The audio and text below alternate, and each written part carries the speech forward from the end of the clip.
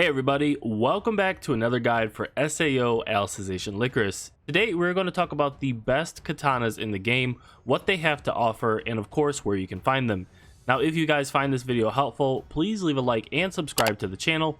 Now let's get started. So let's kick this thing off with my favorite katana at the moment, the Carapace Blossom. While its cosmetic look is not all that appealing, this is probably one of the best, if not arguably the best katana in the game at the moment. The Carapace Blossom gives strength, vitality, and agility stats, all maxing out at 50, while also giving a critical and sacred arts damage boost. Now, the most important aspect of the Carapace Blossom is the passive skill itself, Killing Blow. If you do not know already, Killing Blow grants an additional 30% to critical power, which is absolutely important for endgame builds. Stack this with Merchant Boots, Killing Blow as a passive skill, and you're already at an additional 90% for critical power. Now for farming the Carapace Blossom, make your way to the Western Raid, defeat the final boss, and it has a chance of dropping from the chest. Next, moving on to the Dragonstar Katana. Now in my opinion, the Dragonstar is another fantastic katana as it focuses on strength and agility only, maxing out at 60 each, which is important because the Sanka sword skill for katanas has a damage scaling of 200% for agility.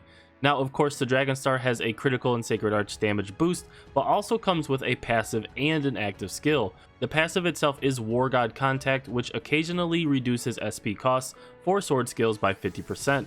Now, this would be extremely useful for chaining sword skill attacks as long as it's active more frequently.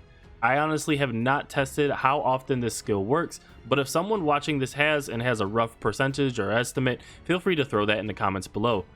For the active, the Dragonstar gives Transcendental Tutoring, which reduces post-motion delay time for all allies within range.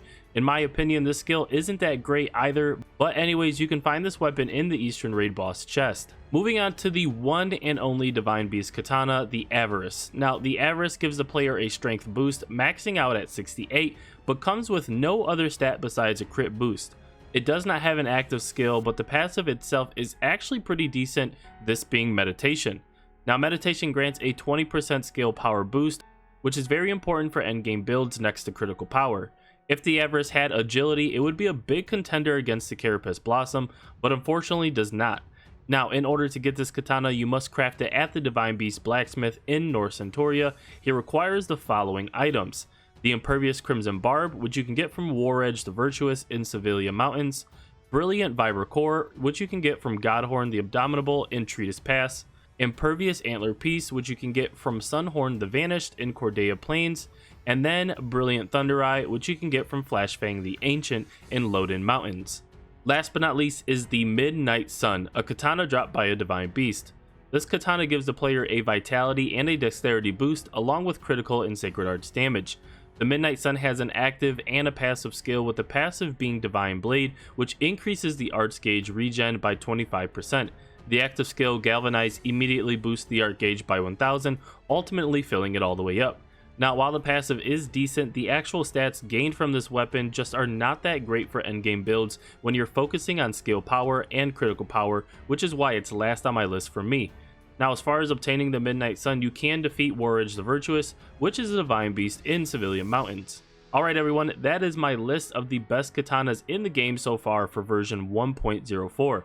Now, if some of you are curious, the katana and certain builds with it can produce some of the highest damage in the game so far, so it's not a bad weapon to switch to if you're looking for something new. I'm currently working on a katana build myself, so if you are curious, be on the lookout for that very soon. If you would like to follow me outside of YouTube, I'm always active and reachable on Twitter at _Saribro. Thanks for watching, and I'll see you guys next time. Peace.